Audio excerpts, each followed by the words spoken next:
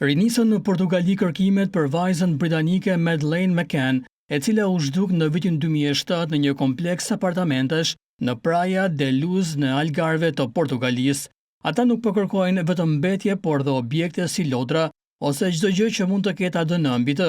Përveç policisë dhe zjarfikësve portugez, në hetim po merr pjesë edhe policia gjermane. Hetuesit planifikojnë gjithashtu të përdorin pajisje radari që mund të skanojnë disa metra nën tokë.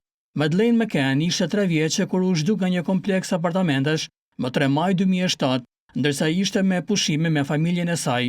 Zhdukja e saj shkaktoi një hetim policor në të gjithë Europën dhe është bërë një nga rastet më të njohura të personave të zhdukur në botë. Hetuesit gjerman kanë qenë në balë të hetimeve që nga viti 2020, të cilat identifikuan 48 vjeçarin Christian Bruckner, i cili aktualisht është në Burg në Gjermani si dyshuari kryesor.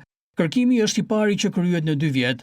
Kërkimi më parëshëm në vitin 2023 u përqendrua në një digë të largët, 40 minuta larg me makinë nga vendi ku Madeleine McCann u pa për herë të fundit në Portugali.